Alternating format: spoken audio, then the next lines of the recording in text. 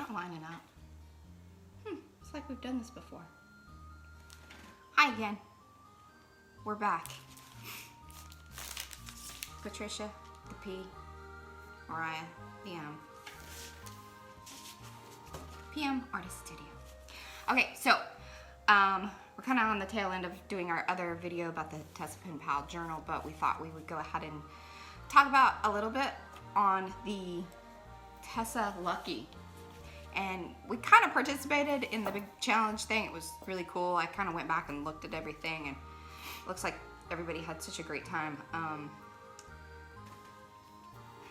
This was the card that we made using quite a few.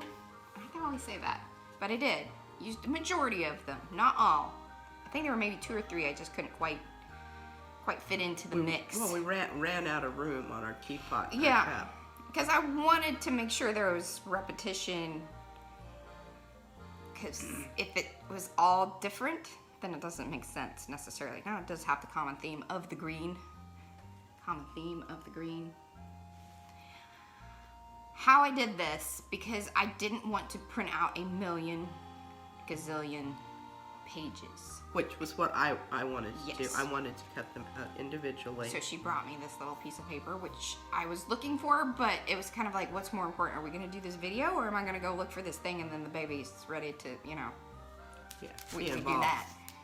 So anyway, I sketched it out. It did not turn out exactly the same way, but the basic idea for the teapot did turn out. That was where it originated from. Mariah just did everything digitally, which is really, I mean, I guess if I had that skill set, I would do that also, but I don't, so I just cut and paste. So what I ended up doing is taking a digital vector file and dropping the images, the paper in, and Marie, she's so nice to us. She allows us to, manipulate things in such a way. We do appreciate that. I definitely appreciate that. Artistic license. Yes. So I took the vector images, dropped in the patterns, and I was able to then print it out in just the various pieces. Now, that being said, all of these little pieces and parts are cut out. And I think only the little shamrocks there, and you see I floated everything on foam because I love some foam.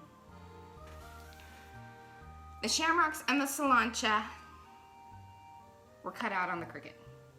Right. Yes. And then, so the sentiment stack, this is kind of the first video we've done about a card. Guess it is. Well, like this type of video, other than showing you like how one's made, but talking about it. It's kind of interesting. Anyway, so what I typically do is I cut out at least 4 to 5 of these on whatever sentiment on the Cricut. Then I glue them together, stack and glue them, color them.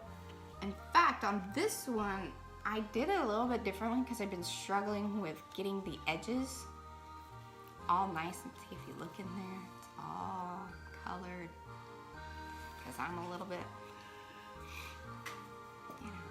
Yes. And she's particular. also she's very neat. I try to be. These people don't allow it. It's a struggle. Anyway. So I went ahead and did color some of them before stacking, which did work out pretty decently. You just have to let it dry because the glue then doesn't stick so great. So it's kind of one of those things. Time versus whatever. And then these little ones, Mom used this was actually the paper, the Tessa Pen Pal paper, and then colored these to match that because it was sort of an afterthought. It's one of those things.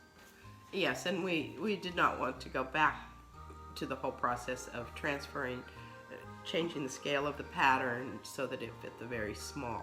Right.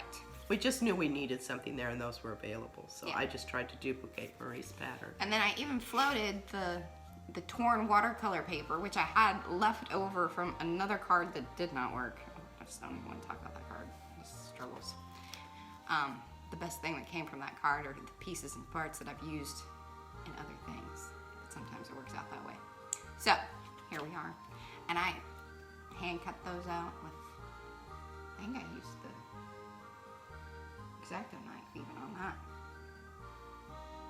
Little endeavor, definitely on the teapot.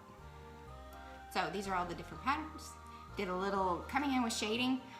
What would have been nice is if they were all cut out, we could have roughed them up a little bit more around the edges, and I think it would have just given it that much more depth. Again, it just came down to time and, you know, my abilities to be able to do something different. Okay, yeah, do a really close up, Mariah, of the card, because you can see I came in with sort of a brown colored There we go. colored pencil and kind of made it a little bit distressed around each edge to make it look a little more dimensional, like maybe it was a puffy teapot.